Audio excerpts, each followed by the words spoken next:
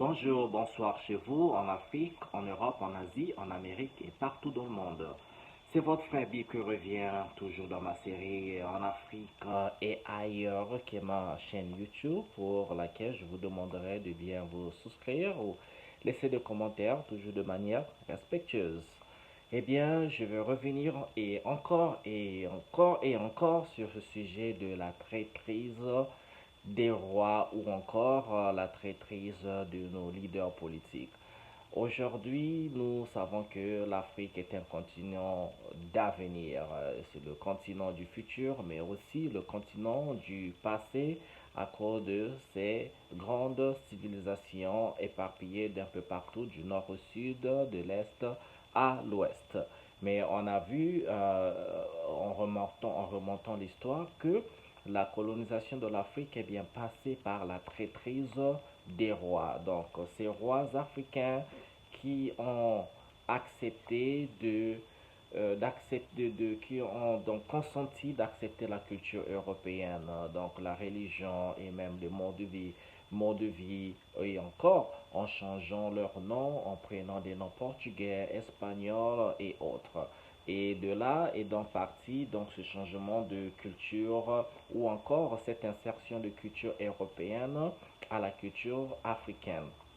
Et l'histoire, le reste de l'histoire. Et malheureusement, on voit aujourd'hui que ces tendances n'ont pas changé parce que les Européens ou encore l'élite politique européenne avaient très bien compris depuis des siècles que quand on tient la tête d'un pays africain, eh bien, le reste ne pourra que suivre au pas. Et tenir la tête, c'est quoi? Quand vous avez un leadership qui est pourri, un leadership qui ne travaille pas pour la vision de son pays, la vision de l'Afrique et qui n'est pas un collabo, eh bien, pensons que ce pays ou ces nations qui n'ont pas ce leadership avancent bien, réussissent à donc accomplir sa vision. Et le leadership est très très très important pour la gouvernance d'un pays. Et ça, c'est un secret de polichinelle. Vous savez très bien que dans beaucoup de pays africains, et nous n'avons pas le leadership qu'il faut. Et nous, on se retrouve avec une population sans repère, des nations sans repère, parce que ces nations et ces populations ne veulent même pas réclamer leur identité. Et pour ceux qui veulent réclamer cette identité, leur authenticité se trouve soit suppressée par donc ces leaders politiques.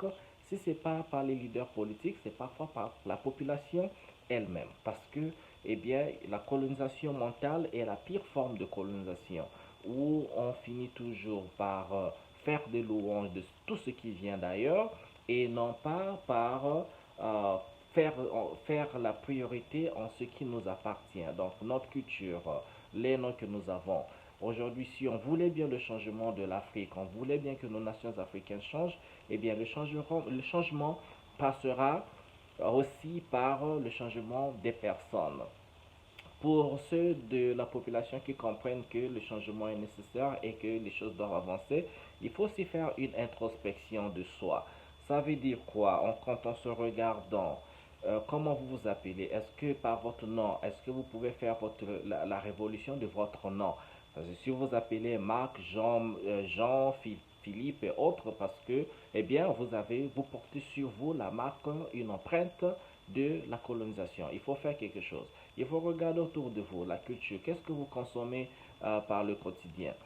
Je ne dis pas qu'il faut régner tout ce qui vient d'ailleurs. Bien sûr, on peut échanger avec ce qui vient d'ailleurs dans la façon de s'habiller et autres, ce que nous mangeons, ce que nous consommons. Mais aussi, il faut regarder en premier ce que se trouve chez nous-mêmes, comment on les consomme. Et quand on peut changer ses habitudes, et ça, on voudra refléter ça aussi au niveau du leadership. Parce que une fois, les gens se rendent compte qu'en fait, il y a quelque chose qui ne va pas et que nos leaders ne montrent pas l'exemple. Parce qu'un leader, c'est celui qui montre l'exemple, c'est celui qui montre le pas. On juge la capacité d'un leader par sa... Ou encore, je vais reformuler ma phrase, on juge un leader par sa capacité de former d'autres leaders. Donc nous avons des leaders qui donnent des exemples et qui forment d'autres leaders qui, eux, à leur tour, donnent des exemples pour mener à bien la vision de la nation. Et malheureusement, on se retrouve toujours avec un leadership qui n'hésite pas à trahir sa population, à trahir sa nation, à trahir l'Afrique, mais parce que nous savons très bien que avec un leadership qui est très fort, avec une population très forte, nous pourrons bien résister à, à, à, à la pression ou aux pressions politiques, économiques de l'Ouest, donc du monde occidental. Parce que aujourd'hui, on sait bien que la survie du monde occidental depuis des siècles et des siècles a toujours dépendu de l'Afrique, de ses richesses.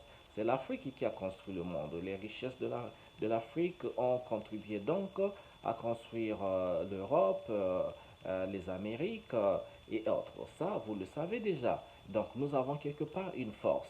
Alors, qu'est-ce qui nous empêche, nous, aujourd'hui, à utiliser cette force, à utiliser nos richesses pour que ça bénéficie aux populations, créer le bien-être de la population? Eh bien, en se posant ces questions, la réponse à ces questions devrait donc nous donner cette hargne, cette volonté de pouvoir faire quelque chose et à un moment donné dire que trop c'est trop. Il faut le ras-le-bol à un moment donné. Si on n'a pas le ras-le-bol, eh bien, quand deviendra-t-il de, cette, de nos nations, de ce continent? Ce n'est pas du tout faire de la politique de souligner ce qui ne va pas dans nos nations, dans notre pays. Et c'est la responsabilité de tout un chacun de dire un mot. À un moment donné, les gens intelligents ne s'appliquent pas trop aux affaires de leur pays, de la nation, parce que ben, ils seront peut-être traités de politiciens. Mais c'est quoi la politique en fait? Mais la politique, c'est les affaires qui concernent, c'est les affaires de la nation, les affaires du pays, n'est-ce pas? Ok, que ce soit dans le social, dans le politique, que ce soit dans la philosophie, la culture et autres. Donc cette gouvernance, la gérance un peu de la nation, c'est ce qui concerne un peu la politique. Bien sûr, je ne suis pas un expert politicien, ou je ne suis pas d'ailleurs un politicien, mais je pense que je suis quelqu'un qui a besoin de voir le continent africain évoluer, de voir les nations africaines et surtout les populations africaines jouir des richesses que la nature leur a données. Donc c'est bien ça. Ce n'est pas si compliqué que ça. Mais la population, à un moment donné, il faut réclamer ça. S'il faut d'une révolution, eh bien, c'est pas la révolution que nous passerons pour essayer de réclamer notre identité, notre authenticité, de réclamer nos cultures et vraiment d'aller de l'avant. Et aussi, ce que je vais dire maintenant, ça fera peut-être partie d'une autre vidéo, mais c'est le système de défense. L'Afrique souvent tombe parce que l'Afrique n'a pas de moyens de se défendre, les moyens militaires. Mais je me demande, avec les hommes riches que nous avons en Afrique, toute cette richesse que nous avons, ou le peu de richesse qu'on nous donne, les millions ou les milliards que nous avons, mais pourquoi nous n'avons pas des programmes des programmes militaires, programmes d'armement, le programme de fabrication d'armes, de missiles, de bombes et tout ce qu'il faut? Parce qu'on a compris aujourd'hui que un pays est respecté que par sa capacité à se défendre. Si vous avez des armes de pointe, vous pouvez vous défendre contre tout ce qu'on dit là, le terrorisme, les mercenaires et tout ce qu'on nous invente, tout ce qu'on nous bombarde les oreilles tout le temps dans les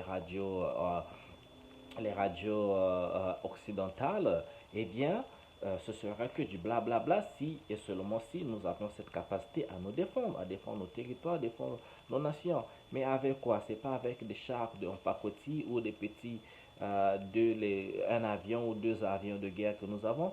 Nous ne fabriquons absolument rien. On perd le temps quoi? Nos priorités sont où sont nos priorités? Nos priorités sont où? Sans sans l'industrialisation, sans les avancées technologiques, il n'y a même pas le départ de quoi que ce soit pour nous. Ah, la fin du monde, si elle arrive, pour ceux qui sont chrétiens, qui croient à la fin du monde, eh bien, la fin du monde viendra nous trouver sans avoir démarré quelque part. Oui, on a démarré dans des siècles passés, mais oui, mais après, on s'est arrêté et puis on était mort il y a des siècles. C'est ça, à un moment donné, il faut se dire ces vérités-là. Donc, mais moi, je crois bien, nous avons des intellectuels, nous avons des scientifiques, nous avons toutes ces capacités que le monde occidental fait. Tout ce qu'ils font, eh bien, certes, beaucoup de leurs réalisations n'ont pas été accomplies sans pourtant qu'il y ait le concours des Africains. Et le concours des Africains pour la réussite de leur technologie haute. Et quand je dis africains, je parle de tous les noirs, hein, noirs venus d'Afrique. Même si on les appelle brésiliens, autres noirs américains, ben, écoutez, c'est la peau noire, ceux qui sont venus d'Afrique parce que leurs ancêtres sont venus d'Afrique.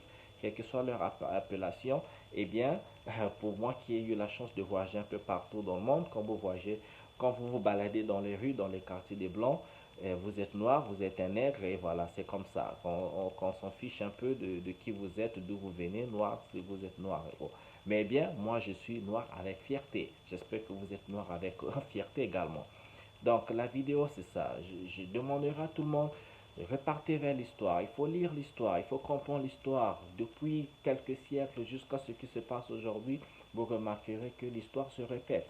Et si la population ne fait rien, les gens ne font rien, on n'éveille pas les consciences, eh bien, euh, je vous assure, 100 ans, 200 ans vont encore passer, eh bien, le bourreau n'hésitera pas à faire, de garder sa position. Et le loup continuera à bouffer de l'agneau si l'agneau ne trouve pas de stratagème pour se protéger contre le loup. Eh bien, c'était ma vidéo pour aujourd'hui. Je vous souhaite bien le bonheur chez vous. Laissez un commentaire. On se retrouve à une prochaine vidéo. C'était bien vivre votre frère. Ciao, ciao.